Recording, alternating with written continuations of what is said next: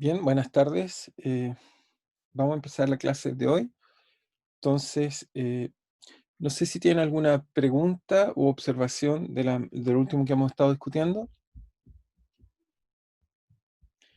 Entonces, si no hay pregunta o observación, entonces vamos a comenzar la clase. Entonces, la última clase estuvimos discutiendo acerca de esta ley que nos habla de la relación entre el voltaje y la corriente, que es lo que llamamos la ley de Ohm.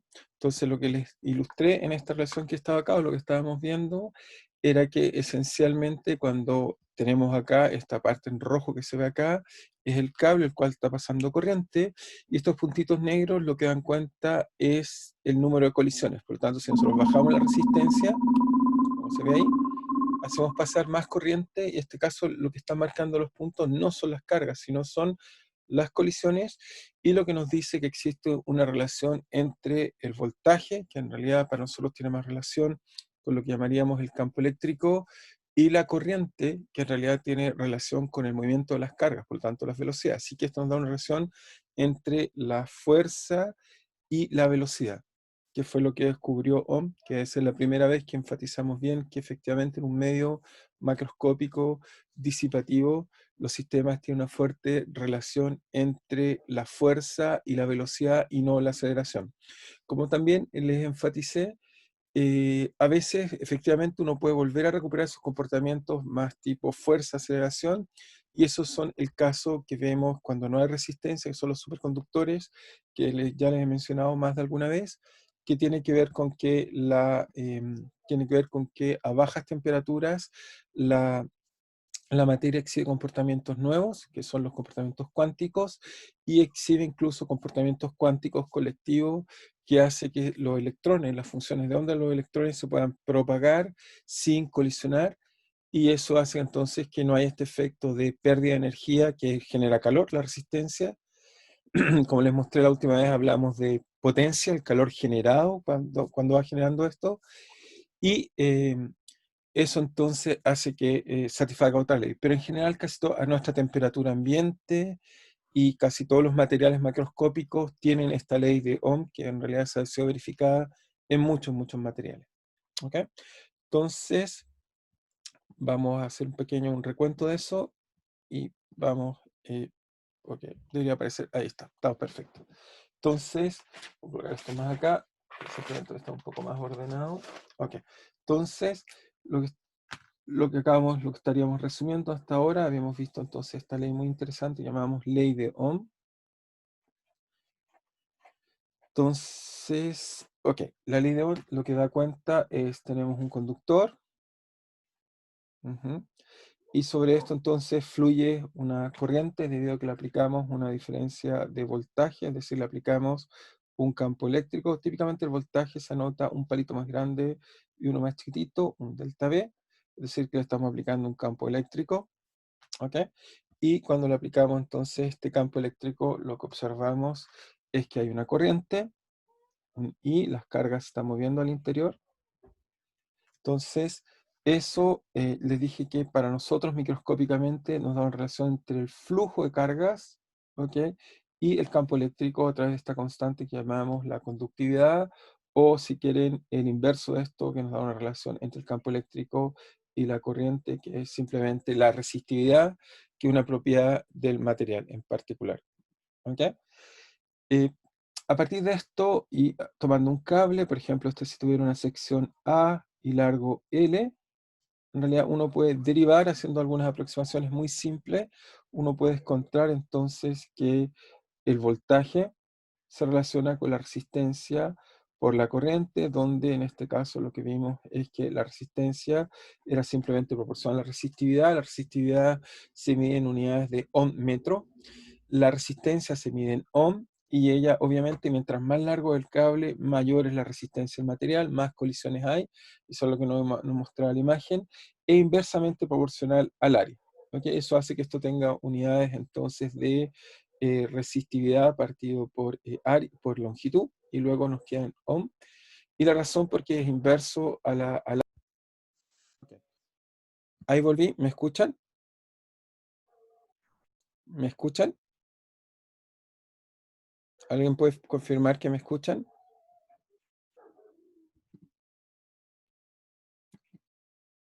Ok, no sé si... ¿alguien me puede confirmar si me escucha bien? Sí, se escucha, profe.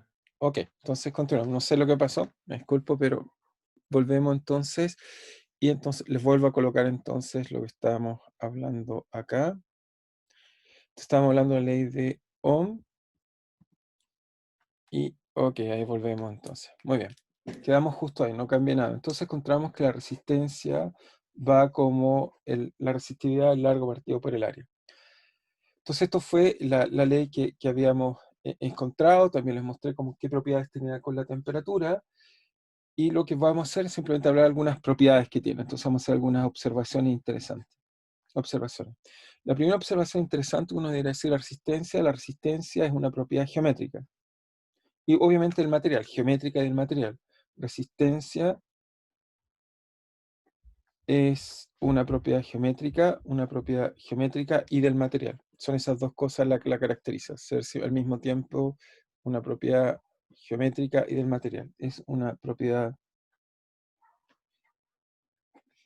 del material, eso lo da la resistividad. Me dice si uso cobre o si uso plata, es distinta. Y geométrica.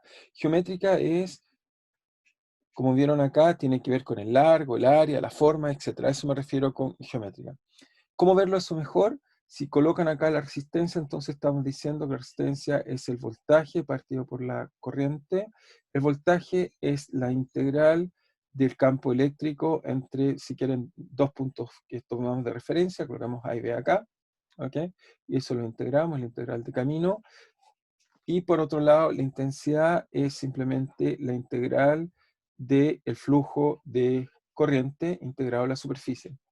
Ahora, si uno ocupa la ley de Ohm, entonces J se relaciona con E a través de esta relación que está acá, y eso nos da entonces 1 partido por G de la integral de E de R, y abajo nos queda la integral de E por ds. ¿Ok? Y esto hace entonces que se fijan mentalmente, uno entonces puede decir que elimina de acá el campo eléctrico, y esto es algo así como una longitud, esto es un área, y esto es 1 partido por la conductividad, es la resistencia. Es decir, que en general R va a ser algo así como la resistividad por una longitud. Ahora esta longitud va a depender de la geometría, no es una longitud cualquiera. En este caso, como ven acá, depende del largo, el área, va a depender en particular de la forma que uno esté considerando, pero el punto interesante que es una propiedad, por un lado, del material, eso lo da la resistividad, y por otro lado, geométrica, que me da entonces esta longitud característica del material.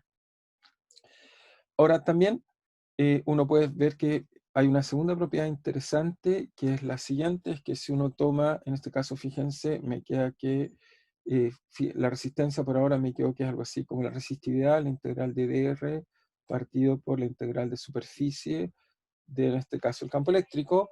Y eso me recuerda otra propiedad interesante. La capacitancia, si se recuerdan, era la carga partido por el volumen. Va por el voltaje, porque dije volumen. Voltaje. Entonces, es la carga partido por el voltaje. Por lo tanto, ¿eso qué quiere decir? Que la carga era simplemente, si usamos el teorema de Gauss, nos dice que eso es el flujo, el campo eléctrico, ¿ok?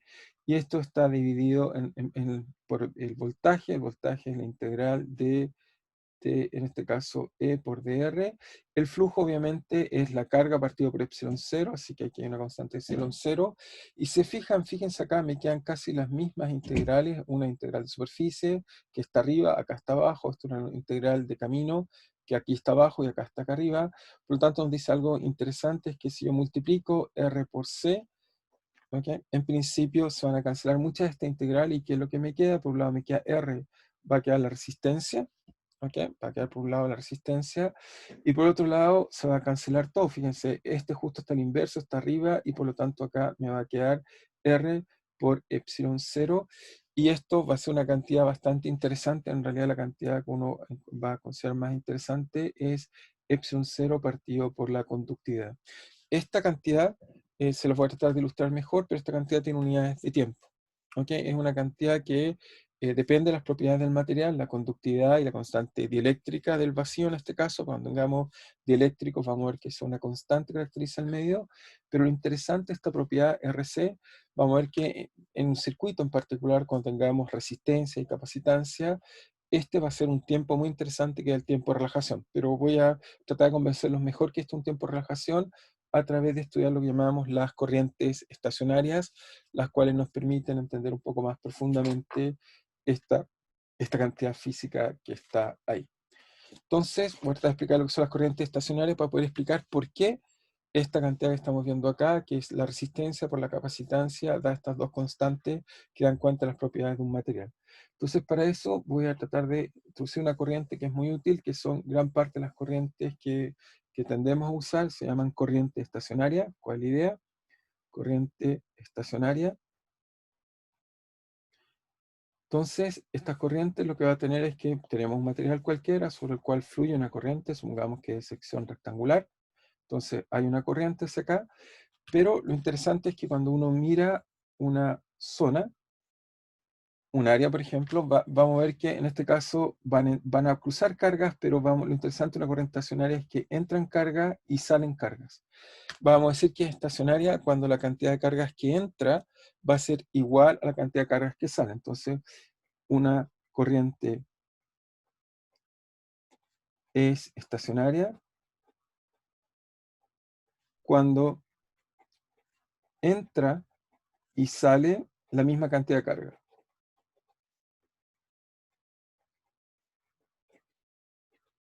¿Y eso por qué? Esta idea en realidad también viene de los fluidos. Imagínense en un ruido cuando llueve, lo que vemos es que aumenta el caudal de agua y por lo tanto si yo miro una sección, veríamos que está pasando, está entrando más agua y obviamente se tiene que salir, porque eso es lo que uno espera, si no se estaría acumulando agua.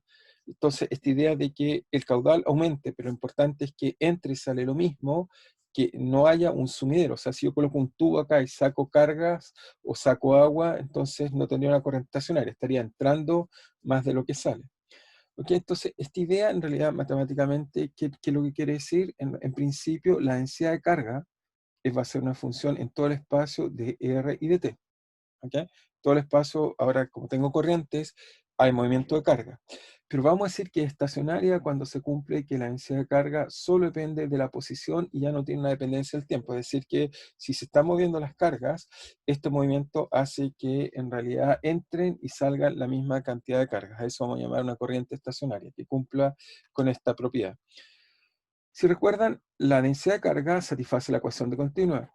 La densidad de carga satisface la ecuación de continuidad. ¿Qué quiere decir eso? Que se conserva la carga y matemáticamente lo que encontramos es que quería decir que la derivada parcial de la densidad de carga más el flujo de corriente cero. Es decir, que si hay variación de carga, hay un flujo. Ahora en el caso particular de corriente estacionaria, que es lo que vamos a tener de especial, bueno, vamos a tener esta propiedad que si R ahora no depende de T, entonces para corriente estacionaria esto es cero, estacionaria. Y por lo tanto encontramos esta propiedad muy interesante que las corrientes estacionarias se caracterizan porque la divergencia del flujo es cero.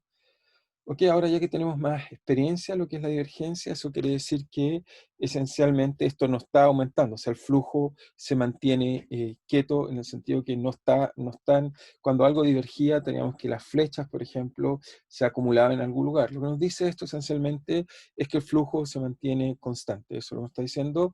Y si usamos ahora la ley de Ohm para una corriente estacionaria, ley de Ohm, entonces vamos a descubrir lo siguiente. Entonces, seguimos pensando en corrientes estacionarias, voy a subrayar ahí. Entonces, cuando tomamos la ley de Ohm, entonces nos dice que si la divergencia de J es cero, entonces eso nos va a decir que la divergencia de G por el campo eléctrico es cero, y por lo tanto eso nos dice algo que nos va a parecer evidente, pero nos dice que cuando hay corriente estacionaria, la divergencia del campo eléctrico también es cero. ¿Y eso qué nos está diciendo si lo interpretamos en el lenguaje de Gauss? Lo que nos diría es que la densidad de carga es cero. En realidad, en este caso, no es que la densidad de carga sea cero, en este caso, porque hay movimiento. Ya vamos a arreglar eso bien en el futuro. Lo que nos está diciendo en realidad es que la carga estacionaria se mantiene sin cambiar. ¿Ok? Eso es lo que nos está diciendo esto. Es decir, que entran y salen carga. Eso en realidad es lo que nos está diciendo esto. Entra y salen carga. Y salen cargas. ¿Ok? No sé si a todos les queda claro, no sé si alguien tiene duda de la corriente estacionaria, voy a hacer un pequeño cálculo para explicar qué es lo que es, pero lo único que estamos diciendo es que tenemos un lugar donde la densidad de carga no depende del tiempo, es esencialmente eso el punto que estoy usando. Eso se va a traducir entonces en que ahora, ¿en qué se va a traducir esto? Se va a traducir, si entonces escribimos nuestra ecuación de continuidad, voy a volver a usar nuestra ecuación de continuidad, voy a suponer que depende del tiempo, y lo que voy a hacer es que voy a usar directamente en esta relación que está acá, si uno entonces, si tomo esta relación, ¿qué es lo que puedo hacer con ella? Bueno, J, si usamos ahora, fíjense, voy a usar la relación que J era la densidad de cargas por la velocidad. ¿Ok?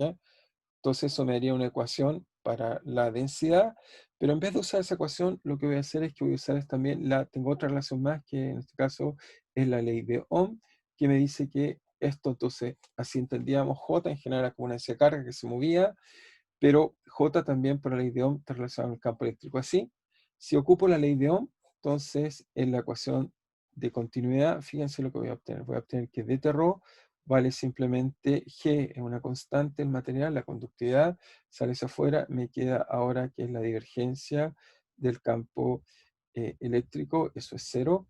Y fíjense que acá ocupamos ahora una nueva ley, ocupamos la ley de Gauss,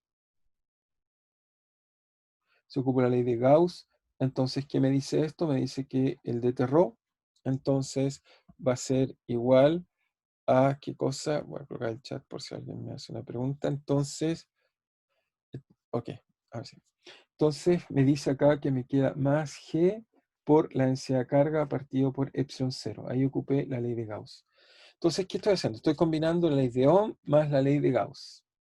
Ley de Ohm más Gauss. Y eso me da esta ecuación de acá, para entender un poco de dónde sale esto cero y qué es esto que está acá. Bueno, lo que me dice ahora esta ecuación muy simple, es una ecuación lineal que depende solo de ρ y la podemos resolver trivialmente. Nos enseña lo siguiente, que nos enseña esta relación que está acá, la ecuación de continuidad más la ley de Ohm más la ley de Gauss. Me dice que tengo esta ecuación lineal que es de la forma dτ igual a menos G partido por epsilon 0 por ρ, es una ecuación lineal. Por lo tanto, la solución de esta ecuación es ρ, en este caso sería de R y de T, es igual a un ρ 0 de R, ¿ok? Más, eso como no depende del tiempo, es una constante, ¿ok?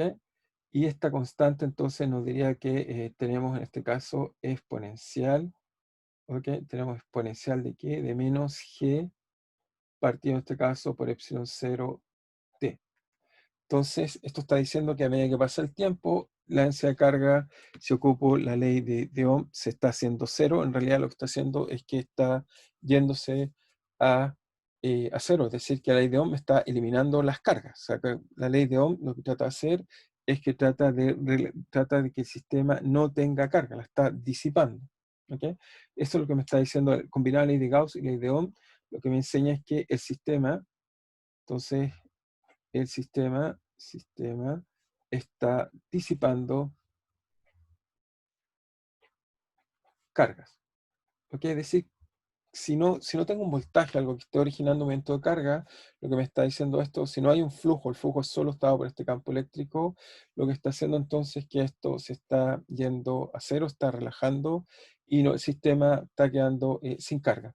Lo interesante es que, y aquí viene esta constante que les noté antes, fíjense que es importante notar bien que epsilon 0 partido por g tiene que tener dimensiones de tiempo. Este es un tiempo de relajación.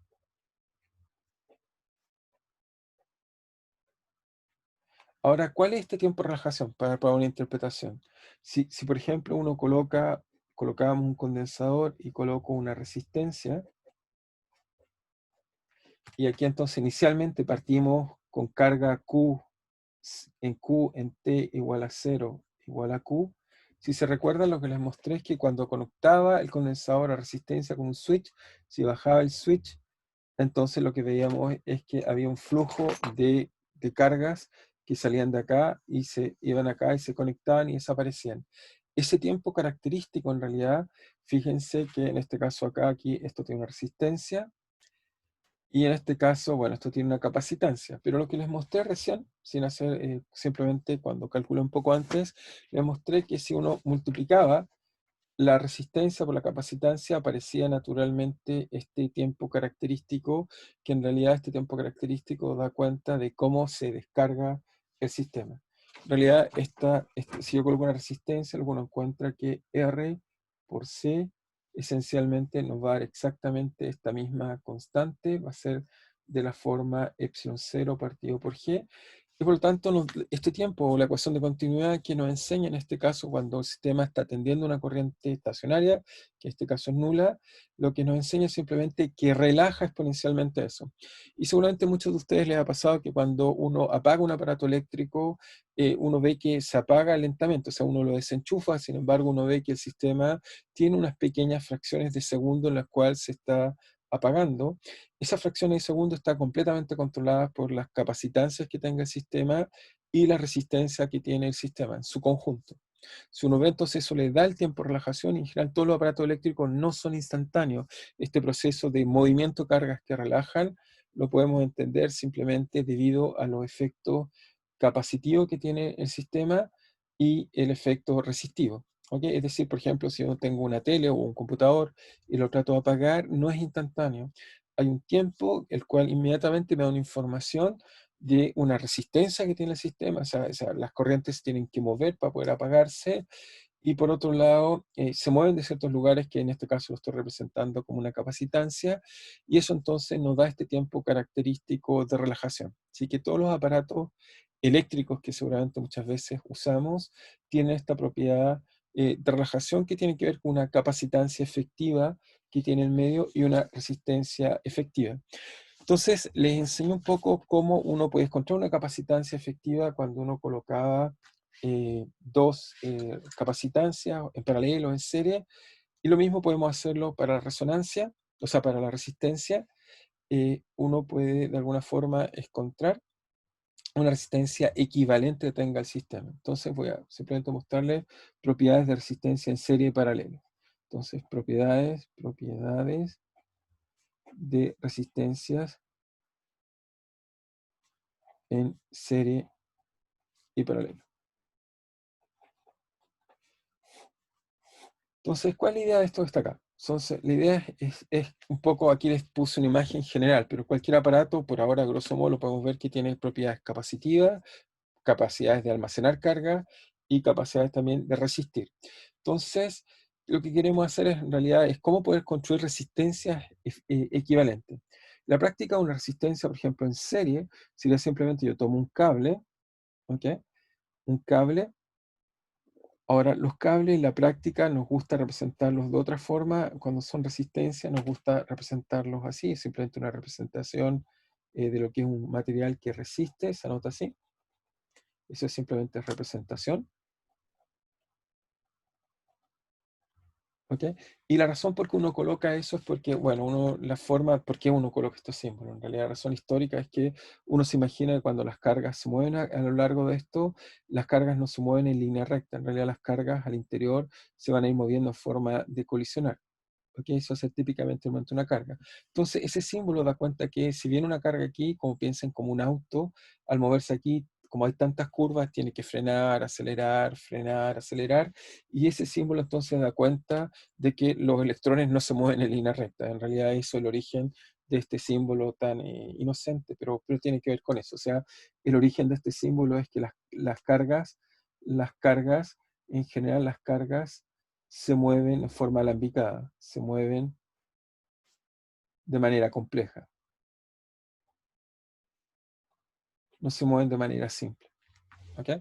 Simplemente si tuviéramos un superconductor, a diferencia de un material como este, que aquí le colocaríamos la resistencia, colocaríamos lo más probable una línea recta, pero como es un material real, los electrones se mueven en forma complicada, usamos este símbolo.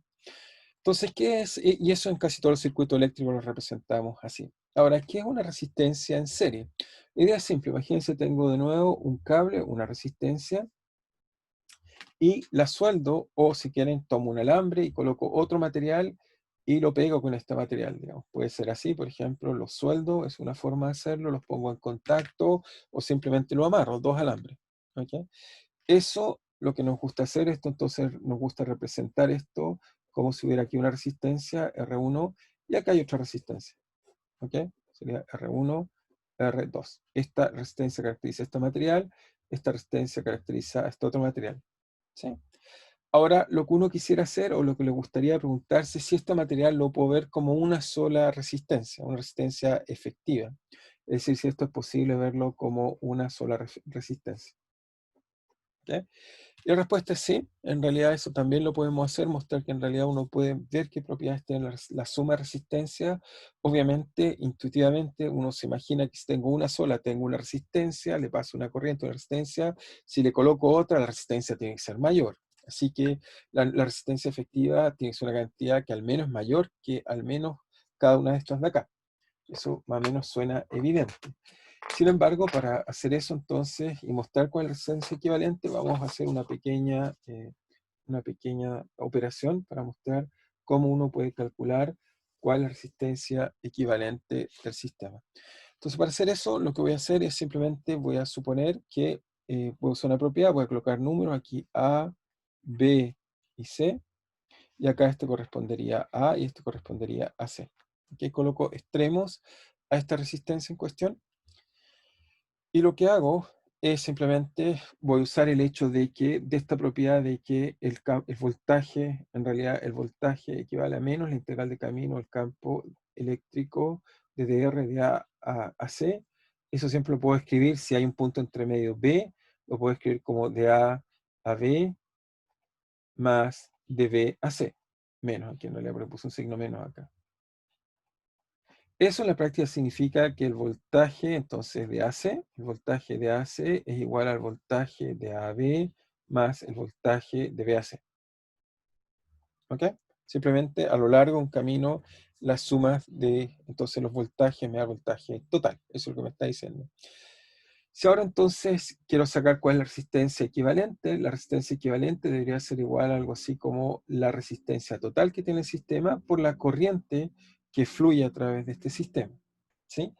Ahora, el voltaje que hay entre A y B, ese debería ser la resistencia 1 por la corriente que circula a través de él. O sea, tiene que estar pasando una corriente a través del sistema I. ¿Sí? Eso me imagino que hay una corriente. Y sobre la resistencia ABC lo mismo, está pasando la misma corriente, no hay acumulación de cargas, y por lo tanto me queda R2 por I. ¿Ok? Y entonces me queda eso que está ahí. Y eso es igual a R por I, por lo tanto uno va a concluir trivialmente que la resistencia equivalente va a ser simplemente la suma de la resistencia. ¿Ok? Y esta es la propiedad importante para resistencias en serie. Entonces, ¿qué significa esto? Entonces significa lo siguiente, es la observación que hay que hacer. La observación importante es la resistencia en serie, las resistencia en serie se suman. ¿Ok? Eso es lo que debemos aprender, que las resistencias en serie se suman. Por lo tanto, lo que les había dicho al principio era obvio, lo que no sabíamos que era lineal. Es decir, obviamente sabemos que mientras más resistencia le coloco, más grande tiene que ser la resistencia equivalente. Lo que no sabíamos era que era simplemente aditiva. ¿Ok? Así que eso me permite contar, si tengo varias resistencias en serie, contar cuál es la resistencia. Pero también tenemos otra posibilidad, que eso es lo que llamamos resistencia en paralelo.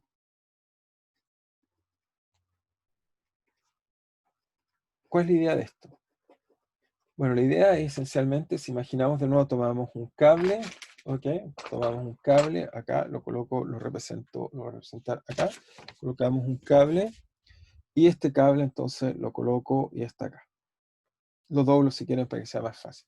Y a su vez, lo amarro con otro cable, tomo otro cable metálico hasta que tenga contacto y lo amarro y lo coloco así. ¿Ok? Eso lo puedo hacer fácilmente con un cable. Ahora, eso es equivalente, o en este tipo de representación, a colocar una resistencia acá y colocar otra resistencia acá. Entonces esta acá llamémosla R1 y esta la llamamos R2. Entonces, este sistema, que simplemente amarrarle, la práctica es soldar, eso es lo que hacemos, pero prefiero hablar de amarrar para que se imaginen algo mucho más simple. En realidad no es más complejo que hacer eso, amarrar, que tengan contacto, y ese contacto ojalá no hay un aislante. Por supuesto, si tienen algún tipo de aislante no está en contacto, tienen que estar en contacto esos puntos que está ahí. La práctica, eso lo podemos lograr simplemente soldando. ¿Ok? Y en este caso acá, bueno, si de nuevo colocamos algunos números, aquí colocamos algunos símbolos, indicadores, A y B, aquí colocamos A y B. ¿Qué propiedades interesantes tenemos acá? Bueno, en este caso está acá, fíjense, cuando aquí entra, quisiéramos ver que si este sistema es equivalente a una sola resistencia, es decir, si yo coloco acá una resistencia equivalente quiero decir a que colocar estas dos resistencias así. Entonces queremos colocar una resistencia equivalente, que es la propiedad en este caso que los caracteriza. Por supuesto, al estar las dos en estos dos puntos, el voltaje va a ser la integral de camino de aquí a acá, pero como esto es un circuito cerrado, el voltaje que hay entre A y B por arriba y por abajo es el mismo. ¿Ok? Debido a la propiedad de que la integral, o sea, en realidad viene la propiedad profunda, en realidad, o sea, la propiedad profunda, viene que el rotor del campo eléctrico es cero.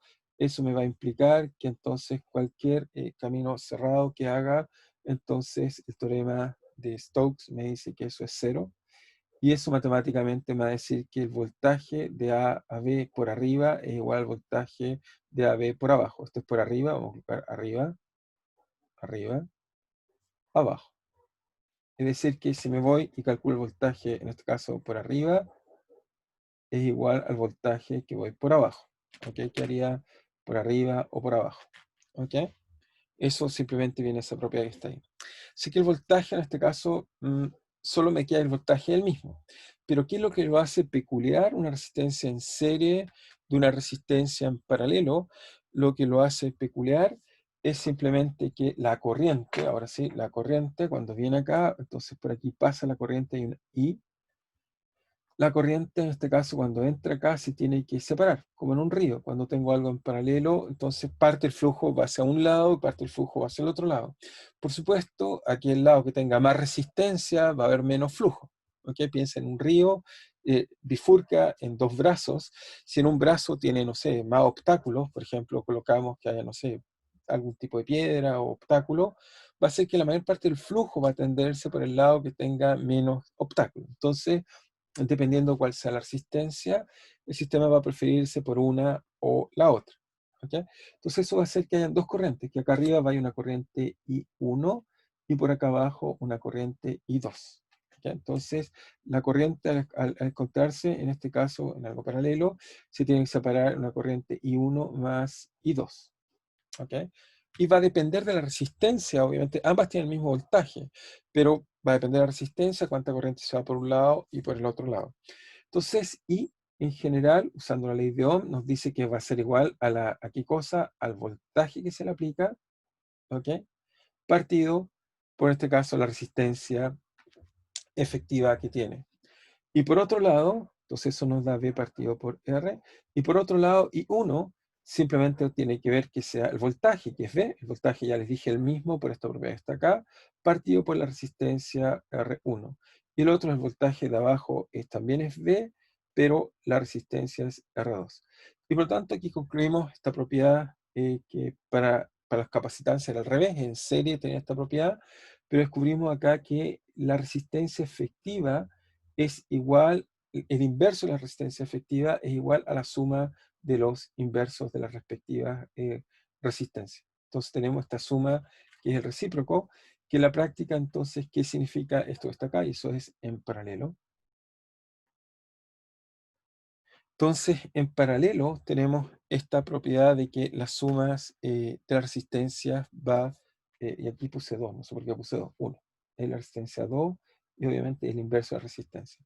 Las resistencias van así. ¿Eso qué quiere decir? Que en realidad cuando yo coloco dos resistencias en paralelo, la resistencia efectiva es una resistencia entre medio. ¿Ok? Es un número que va entre medio, no necesariamente aditivo. Por supuesto, si coloco, fíjense acá, si coloco una resistencia 1 y acá una resistencia 1, entonces acá me queda 2, por lo tanto la resistencia efectiva vale 1 medio. ¿Ok? Uno se da cuenta que efectivamente la resistencia, digamos, es cuando son en paralela, es una resistencia menor. ¿Ok? La resistencia equivalente. Entonces, con eso nos va a permitir encontrar muchas propiedades interesantes de los circuitos, pero antes de decir esas propiedades de los circuitos eléctricos, voy a hacer simplemente un comentario un poco más teórico. Entonces, la pregunta que me voy a hacer, en realidad la anoté acá abajo, es, ok, entonces, bueno, quizás debería anotar la observación aquí. Observación, antes que se me olvide, observación, las resistencias en paralelo, ok, son equivalentes a una resistencia, son equivalentes a una resistencia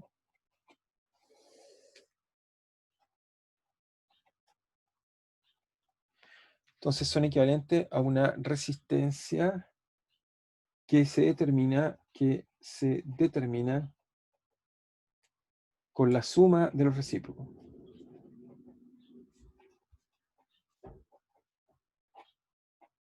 ¿Ok? ¿Es claro para todos? Simplemente tiene las propiedades a la inversa de las capacitancias. Las capacitancias era al revés. Capacitancias en serie eran equivalentes a los recíprocos, capacitancias en paralelo eran aditivas. La resistencia tiene exactamente la propiedad opuesta. ¿Ok? Va completamente al revés. ¿Ok? Bien, si es claro, entonces voy a continuar entonces con otras propiedades. ¿Qué propiedad voy a continuar ahora? La propiedad es simplemente quiero un poco entender un poco más este proceso, entonces este proceso que acabamos de ver de resistencias eh, eh, en serie, quiero un poco entender un poco mejor. Para entender esto un poco mejor, entonces imagínense acá tengo un material de un tipo y al otro lado tengo otro material, es decir que acá tengo un material que tiene resistencia, llamémosla R2, y acá tengo un material que tiene resistencia R1, o si quieren verlo, como ahora quiero hacerlo más microscópico, en realidad quiero decir que aquí tengo un material que tiene una conductividad G1 y acá tengo un material que tiene una conductividad G2. Y lo que quiero es contar es qué propiedades, entonces obviamente aquí va a haber un flujo de cargas, ¿ok? Va a haber un flujo de cargas, llamémoslo J1, y aquí un flujo de cargas J2. Pero cuando los conecto, entonces eso tiene que de alguna forma afectarlo. O sea, no puede ser que el flujo aquí y acá sea completamente igual. Y lo que quiero saber es que, la pregunta que quiero hacerme en realidad es cómo, entonces la pregunta que debemos hacer es cómo se modifica el flujo de carga, ¿ok? En la interfase de dos conductores diferentes, de dos conductores diferentes, ¿ok? Eso lo quiero saber, qué propiedades tiene el J a un lado y al otro lado cuando los conectamos a ambos.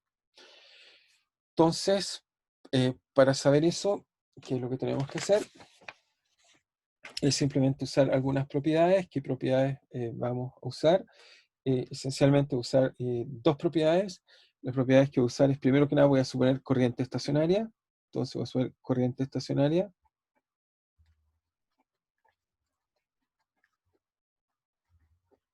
Eso es equivalente a decir que la divergencia J es 0. Voy a asumir que tiene esta propiedad. Y voy a entonces colocar dos materiales y ver qué es lo que pasa. Y para hacer eso vamos a usar la lógica que hemos estado usando sistemáticamente para tener propiedades, qué pasa en la superficie, si ahí genera algo extraño o no. Lo que voy a hacer entonces es simplemente tomar un volumen infinitesimal aquí, que lo voy a tender a 0. Es decir, que esto tiene una distancia L, y voy a tomar L tendiendo a 0, y voy a mantener fijo, si quieren, pero pequeño, el área que está acá. Esta área que está acá la voy a llamar A, la mantengo fija, y lo que voy a poner es que L tiende a 0. ¿Okay? Voy a tratar de usar esta propiedad. O sea, tomo un volumen y tiendo a 0. ¿Y por qué? Porque voy a usar el teorema de Gauss para ver qué propiedades hay de un lado y del otro lado cuando este volumen tiende a 0. Entonces, ¿cómo ocupo eso? Bueno, de acá entonces, usando esto, entonces si ocupo, en realidad voy a usar el teorema de Gauss. Lo que me dice entonces es que, bueno, si la divergencia es 0, eso quiere decir que la integral en este caso de volumen, de caso de J, eso es 0. ocupo la ley de Gauss, y eso me dice entonces que la integral de flujo ahora sobre este volumen que estoy estudiando, eso es cero. Y obviamente en el límite que le tiende a cero, todo lo que aporta las integrales sobre la parte cilíndrica se va a cero, porque estoy haciendo eso cero, y lo que va a aportar, o sea, estoy calculando esto en el límite que este volumen L está tendiendo a cero, ¿ok? Pienso en un cilindro por simplicidad, pero en realidad es cualquier volumen que me las arreglo para que se contraiga y esté convergiendo a esta superficie que está ahí. Y por lo tanto, lo que voy a obtener esencialmente, eso va a ser la integral de flujo, va a ser simplemente las dos partes que van a aportar, va a ser una integral de superficie en esta superficie de acá. Ya vemos hasta acá, si quieren, es sigma 1, ¿ok? Sigma 1. Y la otra integral que va a aportar en realidad, porque en el límite de 0 la de afuera no va a aportar, es sigma 2 del mismo flujo. Y eso es cero. Entonces, la primera integral de acá, que lo que me va a hacer, bueno, el elemento va hacia afuera, así que eso me va a dar simplemente, va a ser E por el área, que vale A, pero como es punto A, en realidad eso es equivalente a la componente normal del campo, en este caso, va, J, ¿por qué puse? ¿Dónde he puesto J? Disculpen, aquí es J. Aquí hay un pequeño, no sé por qué pasé a E, aquí es J. ¿Ok? Obviamente estamos hablando del flujo, el que estamos calculando acá. No sé, en algún se me fue J ahí y nadie me hizo la observación. Entonces, acá me queda, ¿qué me queda? Me queda que esto es J1 normal por el área. Y el otro entonces también me queda J por la normal, ¿ok? Por el área. Pero la diferencia es que este J1 apunta a la normal. La normal va hacia acá, así que esa 1 normal está bien. Y acá tienes el J2, o sea, el J2, perdón, está bien. Su normal coincide con esa dirección porque la normal apunta hacia afuera, ¿ok? Y acá la normal apunta hacia acá. Por lo tanto, en un caso que me queda J2 vale más, ¿ok? Y la normal es menos porque apunta hacia afuera y esto igual a cero. Por lo tanto, ¿eso qué me dice? Me dice simplemente, y cancelo los A, fíjense, este cálculo no depende del área que tome en cuenta. Me dice, la primera propiedad importante me dice que las corrientes normales son iguales, tanto en un lado como en el otro lado. Eso es lo que me está diciendo este resultado que está acá. ¿Ok? Eso es lo primero importante que uno encuentra de lo que estoy haciendo ahí. Muestro que las corrientes, tanto a un lado como al otro lado, son iguales, las componentes normales. Pero veamos ahora qué pasa con las componentes tangenciales. Para entender bien, necesitamos también entender qué es lo que está pasando con las componentes tangenciales. Entonces, cuando coloco una superficie, la componente normal pasa igual. Y eso es consecuencia de simplemente que es estacionaria. Pero para calcular la normal, lo que voy a hacer es la tangencial. Voy a usar otra propiedad, la propiedad que voy a usar que el campo eléctrico, el flujo, el rotor del campo eléctrico es cero. ¿Ok? Entonces, para hacer esto, voy a tomar la misma superficie que está en cuestión acá, pero esta vez voy a integrar una superficie que corta de aquí y llega hasta acá. Tomo una superficie orientada que simplemente la corta. Y lo que voy a hacer también, la misma idea de siempre, tomo en este caso esta distancia, tiende a cero, y esta acá la mantengo constante, en este caso llamémosla L mayúscula. ¿Ok? Entonces, en este caso acá, L es constante, pero lo que va a tender a cero es eso. Es decir, voy a hacer lo mismo acá, pero en vez de un volumen, eso es una superficie. ¿Ok? Tomamos una superficie, ¿por qué? Porque esta vez en vez de usar el teorema de Gauss, voy a usar el teorema de Stokes. ¿Qué es lo que hago con esto? Es que entonces tomo esta integral sobre esta superficie del rotor, hago entonces el teorema, esto es cero, uso el teorema aquí de Stokes, y entonces cuando ocupo Stokes, ahora esto se transforma simplemente en la integral de línea que encierra esta superficie y me queda así. ¿Ok? Esa integral de línea que encierra entonces esta superficie que está ahí. Y entonces, ¿qué me da esto que está acá? Bueno, entonces cuando esto tiende a cero, esta parte de acá no aporta, no aporta, entonces esto acá, fíjense, me va a quedar que simplemente va a ser la integral que va en este caso hacia arriba, la vamos a representar así, de E por delta R, más la integral que en este caso va hacia abajo, de E por delta R, y eso es cero. ¿Ok? Hago la misma idea, pero esta vez, en vez de ser una integral de volumen, es una integral de superficie. ¿Y eso qué me da? Me da lo siguiente. Entonces me va a entregar la siguiente propiedad. Me entrega lo siguiente. Me dice entonces que de acá voy a contar que en un caso es L, entonces el lado acá es positivo, es 1 tangencial ahora por L, más, entonces, y ahora este es la integral hacia abajo, así que me queda menos 2 tangencial L igual a 0. Entonces, obviamente esto no depende del L que tome, lo cancelo y concluyo que el campo eléctrico, entonces, debido a que el rotor del campo eléctrico es 0, concluyo que el campo eléctrico tangencial a esta superficie es igual en ambos lados. Pero esto tiene esta es la propiedad que encontramos, por supuesto, eso es correcto, pero fíjense que si ahora ocupo ley, entonces ocupo ley de Ohm. Fíjense, eso nos va a dar información que está pasando. Ley de Ohm nos dice que J está relacionado, si quieren, con G a través de esto que está acá. Y esto entonces, ¿qué me dice? Me dice que si lo reemplazo acá, entonces me queda que J1 tangencial dividido por la conductividad en 1 es igual a J2 tangencial partido por la conductividad 2. Y esto, más esto está acá, más esta relación que tenemos acá, nos está diciendo qué es lo que le está pasando a la corriente en la superficie. Ahora sí ya podemos analizar qué es lo que le está pasando. Entonces, ¿esto qué nos dice? Nos dice, y aquí podemos hacer la figura que nos va a explicar bien lo que está pasando, nos explica lo siguiente. Nos dice que tomo una superficie entre medios, supongamos que está acá, tengo acá una conductividad 1, una conductividad 2. Nos dice que si dibujamos acá, por ejemplo, supongamos que acá el flujo lo dibujo así, el J, así, va el J. Este tiene una componente tangencial y una componente normal. Entonces este es el J1 normal y este es el J1 tangencial. Simplemente descompongo el vector en sus componentes que están ahí.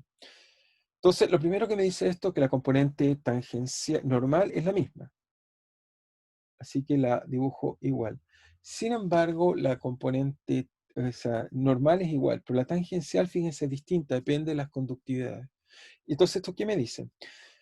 Me dice que, esencialmente, si supongamos un caso particular, supongamos que el conductor del lado izquierdo es de mejor calidad que el conductor del lado derecho. Es decir, coloco en este caso plata y acá coloco cobre. ¿Ok? Coloco plata y cobre. Y me pregunto, ¿qué le está...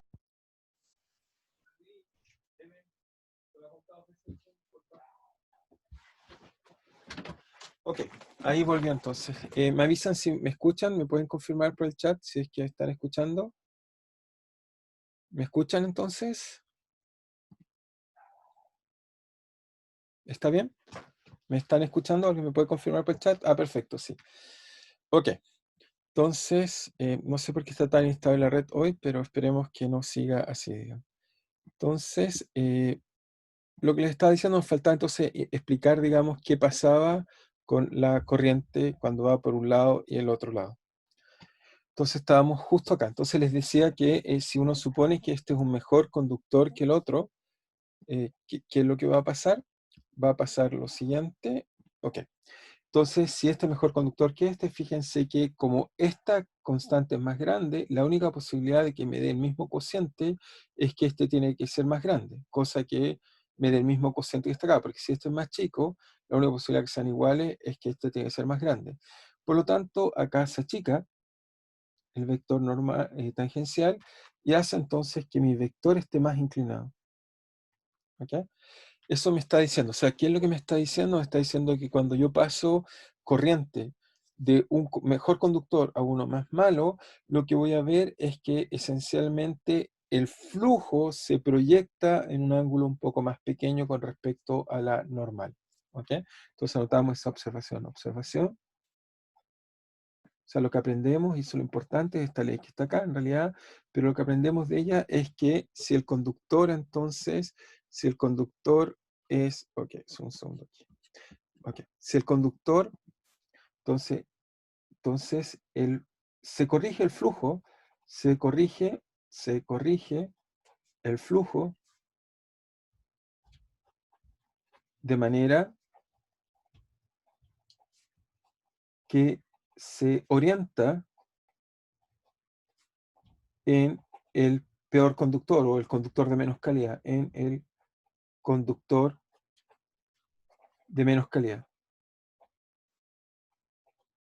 Obviamente con respecto a la superficie. Y la razón de eso, o sea, si uno físicamente tuviera que explicar esto, se debe a que en el primer material la corriente está moviendo diagonal, pero cuando se encuentra un material más malo, obviamente le es más fácil moverse en esa aquella dirección normal que aquella dirección tangencial, simplemente porque lo que va a sentir es que las conductividades son anisotrópicas, son distintas. O sea, no es lo mismo viajar en esta dirección que en esta, y eso, este factor tangencial, nos enseña y nos explica esta diferencia que está ahí, digamos.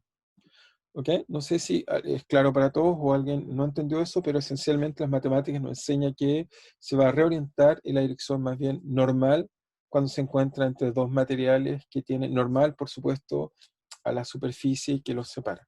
¿Ok? Bien, entonces, ¿qué es lo que vamos a tratar de hacer ahora? Tenemos todos los elementos necesarios para hacer una cosa muy interesante, que son las leyes de los circuitos eléctricos. Entonces, para motivarlos un poco, nos vamos a mover hacia acá. Entonces, ok, estamos acá.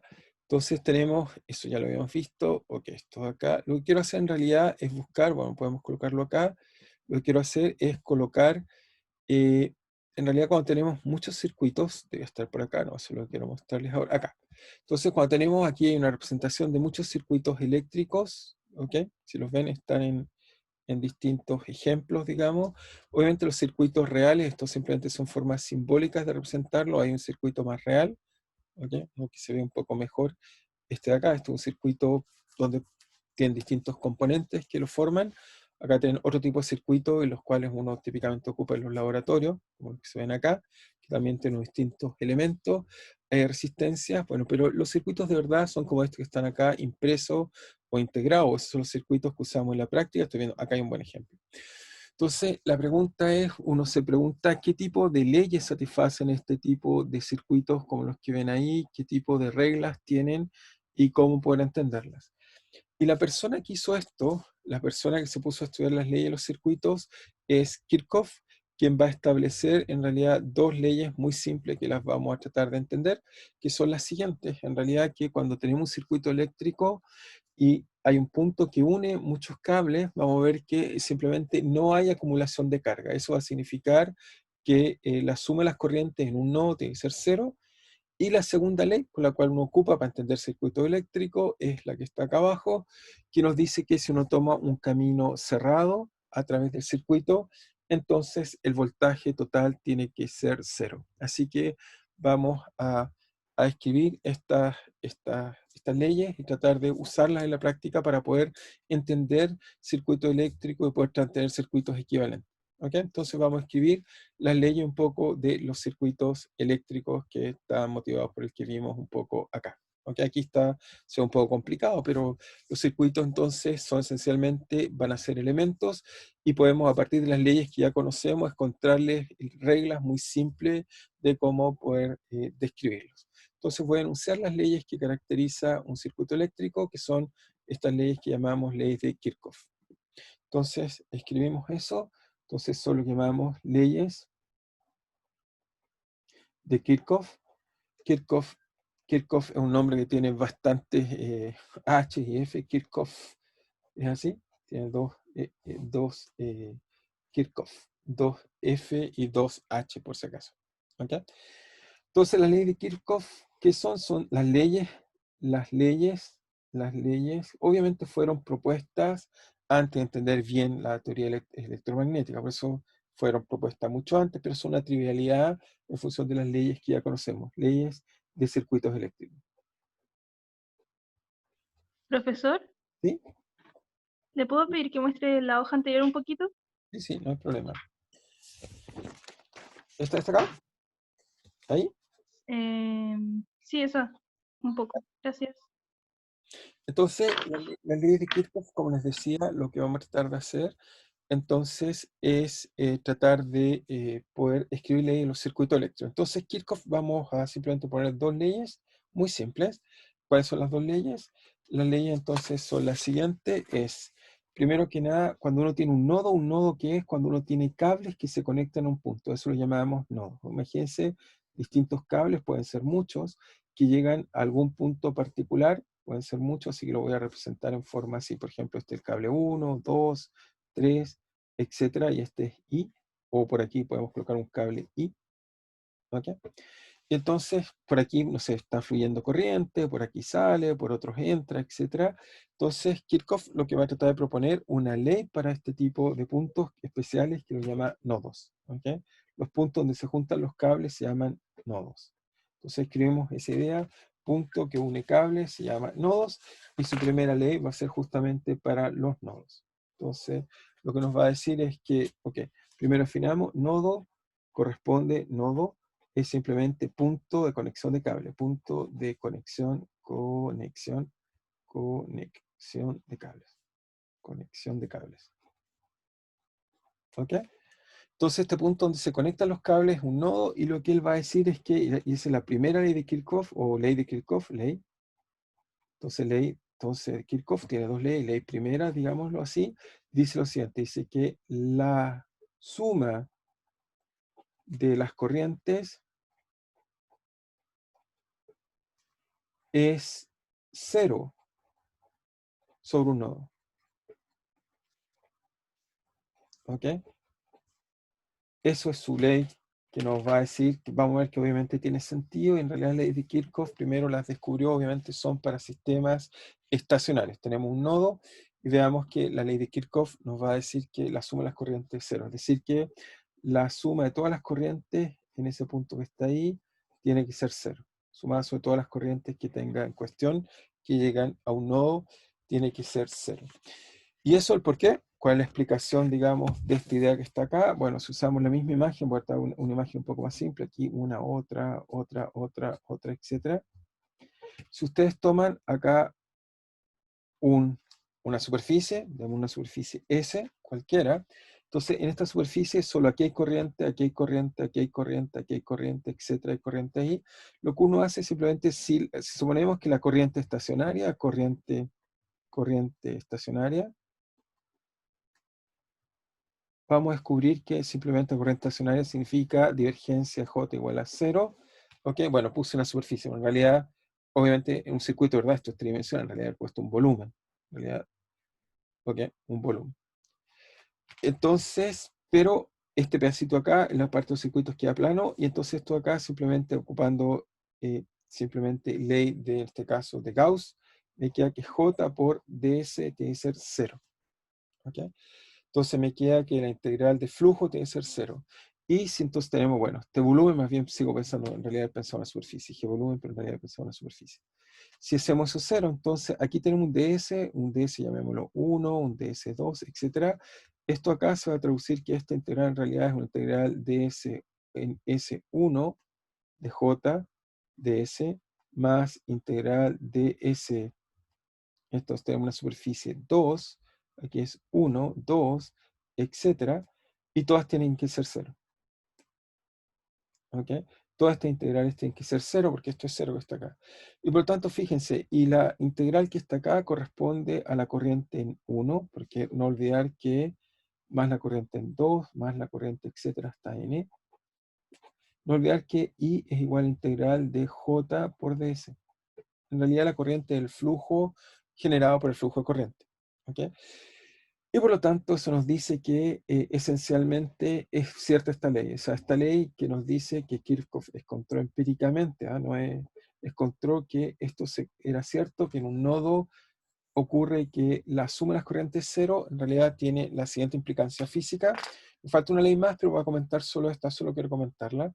Lo que quiero comentar de ella es lo siguiente. Lo primero que me dice es que la corriente o las propiedades que tiene, simplemente observación, es que la corriente es estacionaria.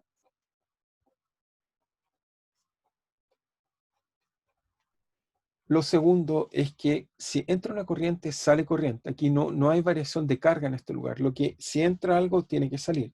A eso se refiere. Entonces, que la corriente estacionaria significa que no hay, en un nodo, no hay congestión o agrupación de carga. Es eso lo que va a descubrir. obviamente un condensador no es un nodo. En un condensador sí hay agrupación de cargas, pero no es un nodo. Un nodo va a ser aquellas cosas donde entra y sale corriente. ¿Ok? Entonces, lo que nos va a faltar es después nombrar las otras leyes de Kirchhoff, que nos falta una más, que es para el voltaje, pero eso yo creo que lo vamos a dejar para la próxima clase, pero con esta entonces, esta y la otra son las leyes básicas con las cuales podemos estudiar casi cualquier circuito eléctrico. Simplemente nos falta agregar nuevos elementos como las bobinas o circuitos integrados, pero en realidad cuando uno hace circuito no es mucho más que estas leyes que derivan de principios físicos muy simples, como en este caso es suponer que la corriente es estacionaria. Entonces, no sé si tienen alguna pregunta sobre lo que discutimos hoy día o cualquier otra pregunta que quieran hacer.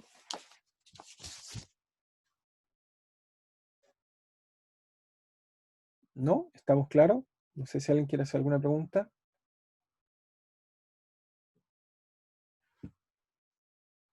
Entonces, no sé si no hay preguntas, vamos a dejar esto hasta ahí. ¿No? Hoy día parece que estamos todos muy callados, ¿está bien? Entonces, si no hay preguntas, vamos a parar simplemente ahí. Les recuerdo de todas maneras que hoy no olviden, cuando empiece el día, se va a subir la tarea por si acaso. ¿Ok? Entonces, nos estamos viendo pronto. Cualquier cosa, de todas maneras, me pueden avisar por mail. ¿Ok? Que estén bien, entonces nos estamos viendo el martes y ahí continuaríamos con las leyes de los circuitos que nos faltan. ¿Ok? Nos vemos entonces prontamente. Espero que estén bien. Cuídense. Nos vemos. Profe. Chao, nos vemos.